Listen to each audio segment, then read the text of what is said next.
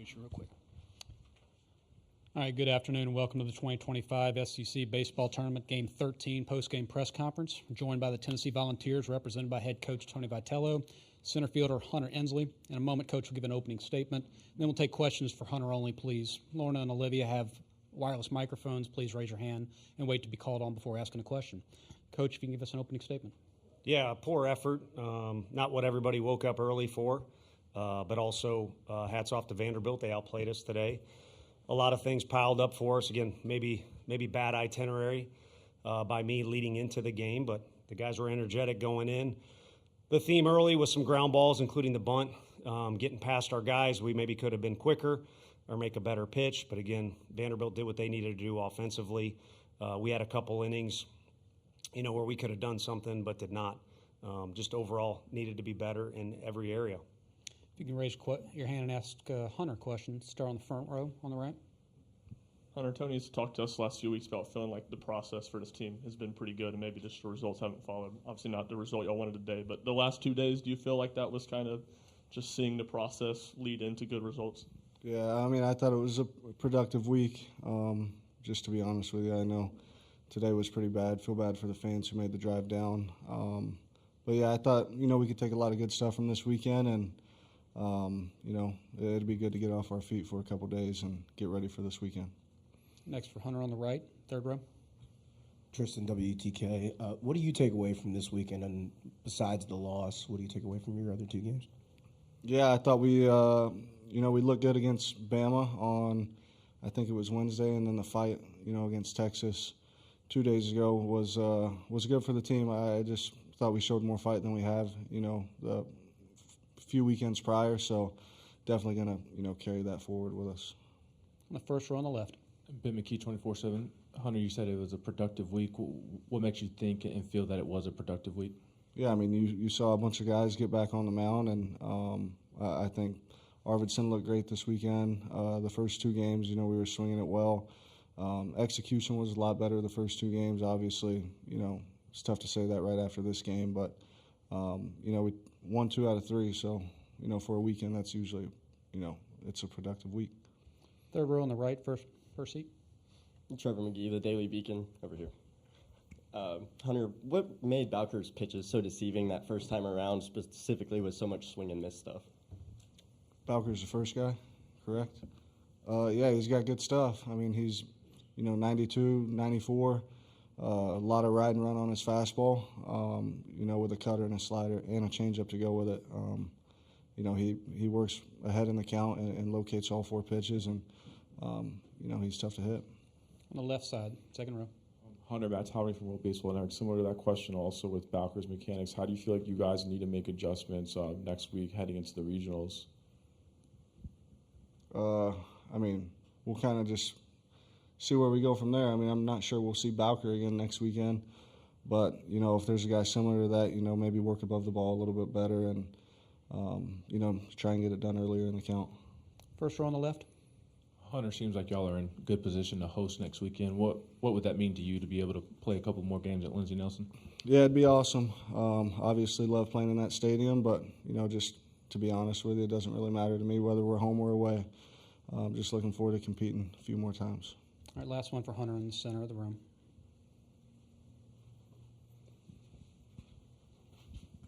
Hunter, Tony has talked about this week that you guys have been able to handle punches a little bit better. What do you think maybe was the difference of maybe not being able to handle those punches today?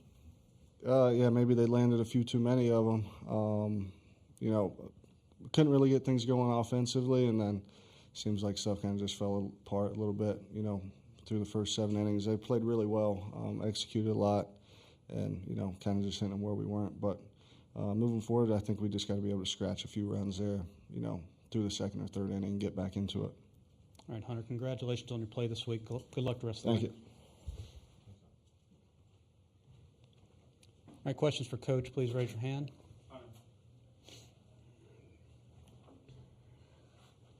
Let's start on the left, on the front row. Tony, you mentioned it was a poor effort and maybe some itinerary things that you would like to change. What would those things be if you could do it over, I guess? Oh, I don't know. I mean, the guys, you're kind of looking for guys that are getting eye boogers out of their eyes when you're over there stretching at Hoover High. The guys were bouncing around and all energetic, but maybe it's the long week, maybe it's that extra inning game against Texas, maybe it's the long season. Thought we were playing at one time another, so maybe it was a great itinerary. Maybe we just got beat, but yeah, anytime it doesn't go well, you want to reflect on it. It's easy to throw darts at things, but for us, we invest time in everything we're doing, and ahead of time try and prepare the best way possible. And then if it doesn't go well, you try and make adjustments, even if sometimes it is the right move and the right itinerary, but you don't get the right outcome. First row on the right. Tony, Ben kind of asked about hosting with Hunter there. Why do you think this team is deserving of a host seed, and what would that mean to have postseason baseball in Knoxville again? Sure. I think it would be phenomenal, for the fans to have another go-around. It was kind of a quirky year where timing of some things and weather of things just wasn't ideal. And then there were some times where we had an opportunity to entertain the fans, which is certainly not the goal, and it did not occur. But they can be an advantage for us, too. We talked in the cages one time where we won a run. I think it was a one-run game. Not easy to say a bunch of times. But they were an edge for us in that one in particular. And they've been that, too, in the past few years. So I think it would be great for them. It would be great for our kids. We're not in control of it, so we'll let those people that are fully qualified sit in the room and diagnose that. But I think the fact we came here and got 2 wins and racked up RPI, I'd assume Texas and Vanderbilt are 1-2 or 1-2 and 3 or 4 in RPI. And Alabama was a swing host team. We were able to beat them. Florida was a swing host team. We were fortunate enough to beat them in the regular season and outlasted them here. So sour taste for everybody today, but Hunter pointed it out very well. The thing this team needs to do when we got a 3-game set is win a series, and we're going to have to earn the right to have another series or 3-game set because a regional is a little bit different animal. And as he said, his kids have played well on the road, but yeah, like to be at Lindsey Nelson Stadium. On the first row on the right. Hey, you've talked about the last few weeks, maybe the process being good, but the results not following. How significant is it for this team to see the results go well this week ahead of next week? I think it was beneficial for some individuals, but also the team to be able to rally behind in the second game, to come out ready after being on the road. We've been on the road for a long time, and it just didn't go well in Game 3 against Arkansas, another really good team. And then, 2, just get some high fives going, but also get beat up a little bit. So you're not surprised by anything that you see, whether it's a guy that pitches quickly or a guy that's got good ride to his fastball, as Hunter mentioned, or a lefty doing this or that, bunt plays. We do need to continue to get better as a team and prepare for whatever our assignment is, but our guys should feel like they've seen about everything. All right, third row on the left, red. Coach Joe Gaither, Vanderbilt Commodore was on SI. Vanderbilt scored 10 runs without an extra base hit. Just what makes their offense so challenging to deal with? The 3 games we played at our place were different.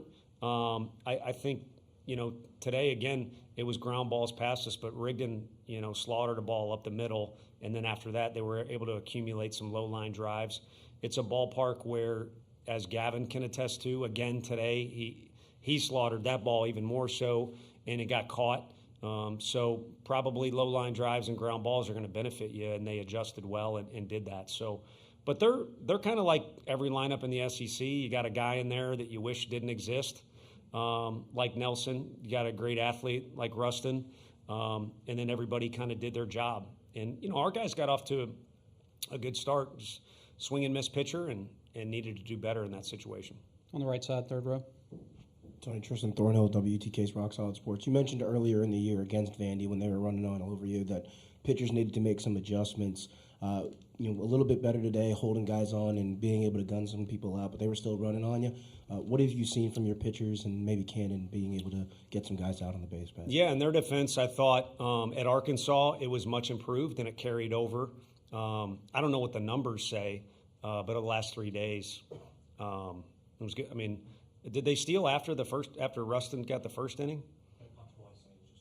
Yeah, so I mean that one wave off the board. You can look at the video.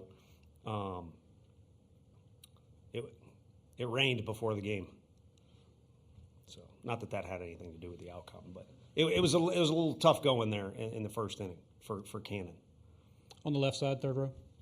Lauren McGill, ESPN Gainesville. Coach, you mentioned after the Texas game that right now this team wasn't so much defending their SEC or national championship title, but pursuing. So what do you want to see from them as you guys continue this road right now to do the same thing? I think to get eager to be better, there were some things that we needed to be better at. It's not a cop-out or an excuse, but there's some guys still getting comfortable with their positions.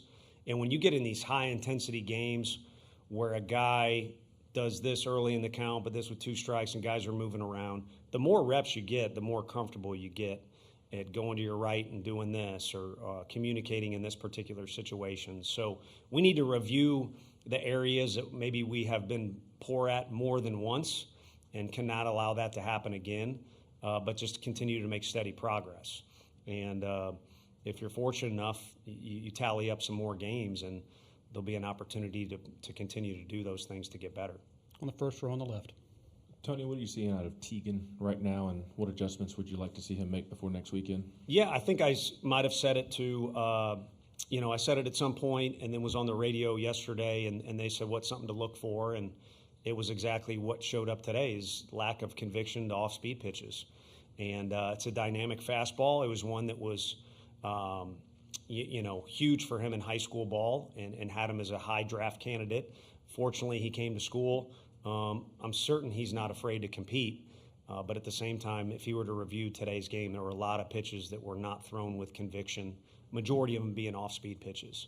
And those guys were too good in the box either to, if it was over the plate, to make them pay, or a lot of times we were just behind in the count. So ultimately, need to be ahead in the count like every pitcher. But I think the root of that is kind of that conviction deal. All right, last one on the fourth row. Kevin Skarbinski with the SEC blog. Tony, having been through it now, what's your assessment of this new tournament format? What have the other coaches said? I don't know. That's a good question. I don't think the fan, again, I don't have the numbers in front of me, so I don't think the fan attendance has been affected. It seems like the people are here to tailgate, yell at me, cheer for their team. So that's been good. I'd be interested to see how it affects how many host teams we get and maybe how many more teams get in, yes or no, pitching saved, and things like that. So I think a little bit of it is an untold story. I think it's awesome that all kids got to experience it. We get run rule today probably as karma that I'm always complaining about it. But to me, if we're down like that, we should have to wear it for 2 more innings and then also maybe be able to get some guys ready for next weekend and get some guys out there that our kids we put in late did an excellent job, and they won't forget those memories if they don't get to do it again. So we'll see. I got no complaints with it. The city does an incredible job. It might be the best run tournament in the country with all due respect to everything else that goes on after this or this at the same time. And they're the best players. And I know there's other great ones out there, but if you're a fan, rather than pay $4,000 to go to a Braves game, just come here and watch, the next whoever. There's no Acuna out here, but there's some other ones that'll be up there. All right, Coach, thanks for your time this week. Good Yeah, luck the rest of thank the you way. all.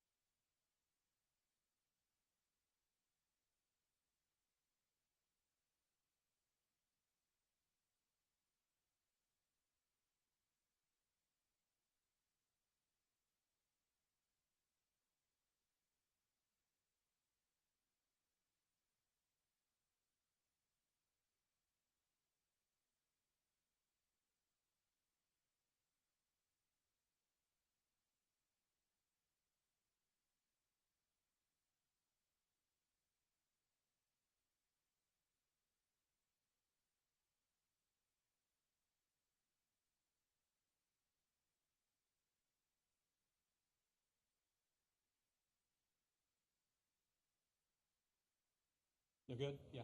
Thank you.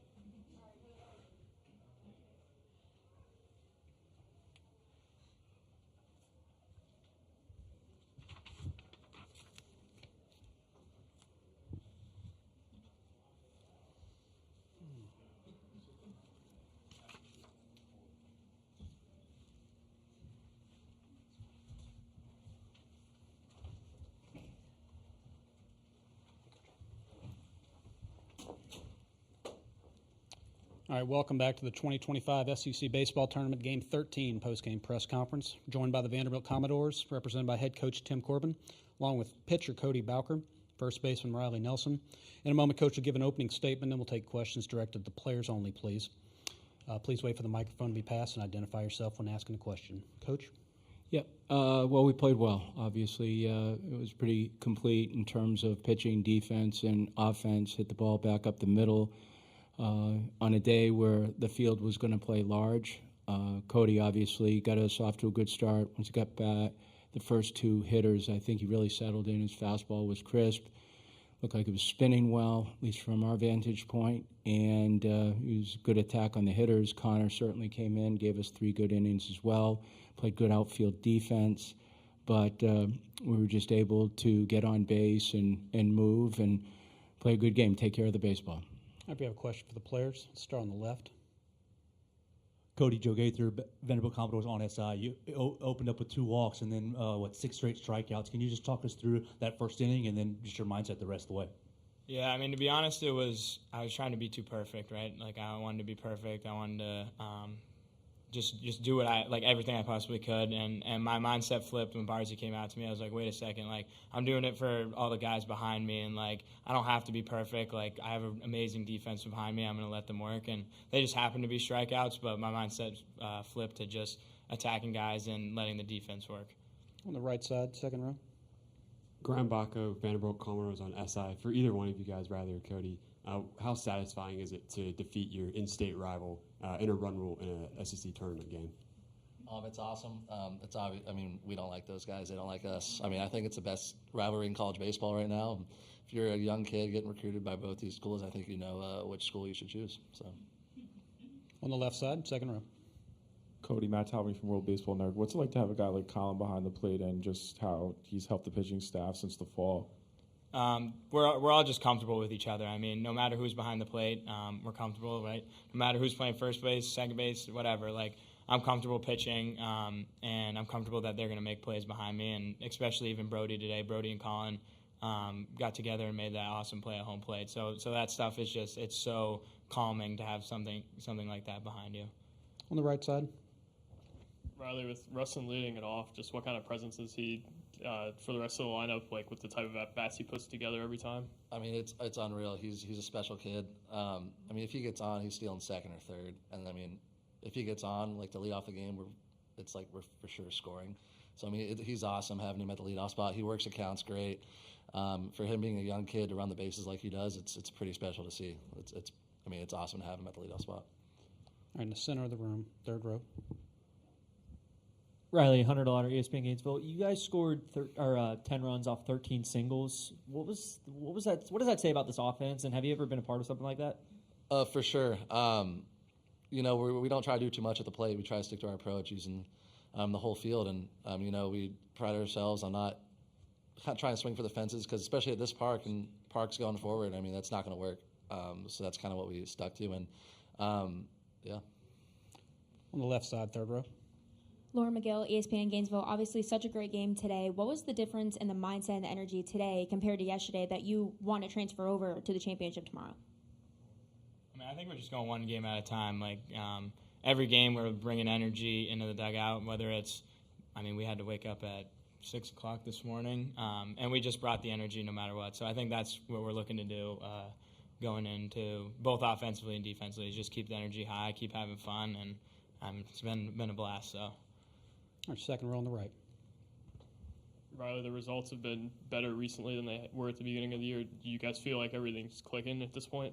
Yeah, it's a lot of trust in one another. We have confidence in what we do every pitch. We feel like we're the best team out there, and trust in each other throughout the whole field. So, Third row on the right. Yeah, Cody, obviously last week you kind of piggybacked with Connor Fennell as well. How does that arrangement work for you all, and how do you like, having him to come in behind you? Yeah, it's awesome. Again, it just has to go to trust. Like, no matter who it is coming out of the bullpen, like, I know when he takes the ball from me that I trust the guy that's coming in after me. So whoever it is, happened to be Fennell a few times, but, he's been amazing. So whoever it is, I'm confident in, and all of us are confident, so it's a good feeling for sure. Okay, if you'd also like to direct any questions to Coach, feel free to at this time. The players will stay as well.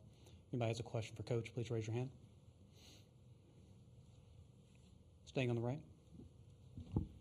Yeah, Tim, how good has it been to see the offensive approach at the SEC tournament? Obviously, it was a lot of homers last week, and now this week it's more small ball, but just being able to win in different ways offensively. I think the biggest concern for me personally, and just watching, I didn't say anything to them, was just getting into game rhythm, because it was 5 games in between the last game we played, so at no point in time did we do that during the course of the season. So really it was getting into a game and kind of settling in. I think it took us a few innings the other day, but today was a nice feeling in terms of their approaches, their at-bats, using the middle part of the field. The ball wasn't going to leave. They hit a couple balls hard. Certainly Keelan did that would have been out on a normal day. So we knew the ball, the ceiling height had to be low, and we had to use the gaps when we could so we could move. In the center of the room, second row. Mark Ethers, D1 Baseball. Tim, the results the last few weeks have certainly improved. I know sometimes the whys are elusive. Why do you feel like your team is getting better results right now? Just finding themselves. I think sometimes teams take a while to find their identity. And as I was saying the other day, there's no magic pill or magic dust to any of this. I think they've had a good focus of just getting better, and really that's what it's been from the middle of the year. The results have been consistent, and that's all that matters. But it's not games in a row. It's nothing like that. It's just playing better baseball than the opponent. It's as simple as that. But I think the guys have been very intentional on the days in between the games, and that matters. Once you get to this point right here, I think a lot of times you think, okay, you're in the postseason. Well, you know what? You've been in the postseason a long time at Vanderbilt, and the teams that have really been able to finish this off are the teams that still see more depth ahead of them. They see that they can get better, and that's really all we've tried to do during the course of this season as well. In the center of the room, third row. This can go for anybody, but in a season like this, what would it mean to win the SEC? I'll take it, and they can add on to it. It's an accomplishment. It's a goal, but it's one goal. It's a mark that you get to, and obviously we have more baseball ahead of us. But I think anytime you can put yourself in this situation, I mean, you look at this place. They're spending money. You guys are here. We're on TV. They celebrate these kids. I mean, it's only right to get in here and play as hard as you possibly can. You've got nothing to lose, right? You got nothing to lose. Win, lose, draw, it doesn't matter. Just put your best self on the field and do what we can, and the results will speak for it. Second row on the left. Coach, what does it mean to have a guy like R.J. Austin that can have that veteran presence for you guys? And also trying to accomplish a conference tournament win since 2023 that he helped you guys win also. Well, he's been in our program for 3 years, and he's been a big part of our program for 3 years.